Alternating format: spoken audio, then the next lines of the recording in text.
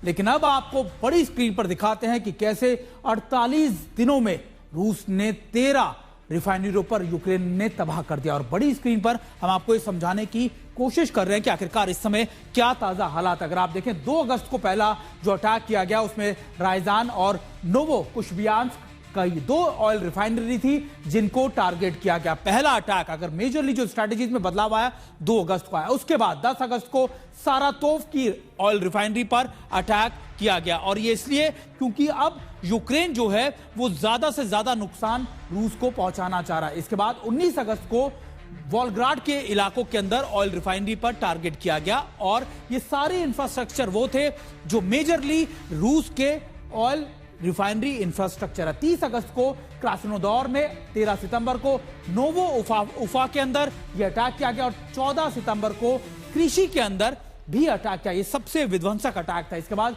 18 सितंबर को सालावात की oil refinery पर भी अटैक किए गए। आप मानिए कि लगातार इन 48 दिनों के अंदर 13 ऑयल रिफाइनरियों पर अटैक किए गए। और यूक्रेन ये कोशिश कर रहा था कि अब मिलिट्री इंफ्रास्ट्रक्चर से आगे बढ़कर आर्थिक रूप से रूस पर अटैक किए जा सके और उसको नुकसान पहुंचाया जा सके, क्योंकि लगातार यही बड़ा मेजर कंसर्न अब इस समय रूस के सामने बना हुआ है। हमने आपको ये बताया कि आखिरकार इस समय कौन कौन सी ऑयल रिफाइनरी पर बड़े अटैक्स किए गए पिछले 48 दिनों के अंदर। लेकिन अब एक और बड़ी तस्वीर आपको दिखाने की कोशिश करते हैं, जहां पर हम आपको समझाएंगे कि जहां पर रूस और नाटो के देशों के आमने सामने कैसे आ गया। और सबसे पहले अगर बात करें कि इस युद्ध अभ्यास में कैसे रूस तैयारियां कर रहा है और कैसे नाटो और पोलैंड मिलकर तैयारियां कर रहे हैं। सबसे पहले अगर आप देखें कि रूस जो है वो बेलारूस और 8 देशों के साथ एक वॉर एक्सरसाइज को अंजाम दे रहा है। दूसरी तरफ पोलैंड और नाटो के साथ मिलकर यह युद्धाभ्यास किया जा रहा है और यह कोशिश की जा रही है कि दोनों आमने सामने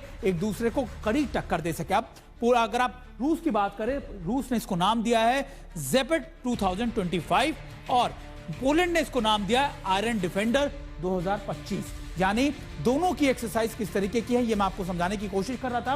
रूस में 13,000 सैनिकों की इस पूरे हिस्सेदारी होगी इस एक्सरसाइज के अंदर। वहीं दूसरी तरफ पोलैंड और नाटो देशों के करीबन 30,000 से ज्यादा सैनिक इसमें शामिल होने वाले हैं। यानी आप मानिए कि संख्या क्या है। अब दूसरी अगर आप बात करें कि अब 12 से 16 सितंबर तक चला ये युद्धाभ्यास, वहीं पोलैंड के अंदर 1 से 30 सितंबर तक यानी करीबन 1 महीने तक ये युद्धाभ्यास चलेगा।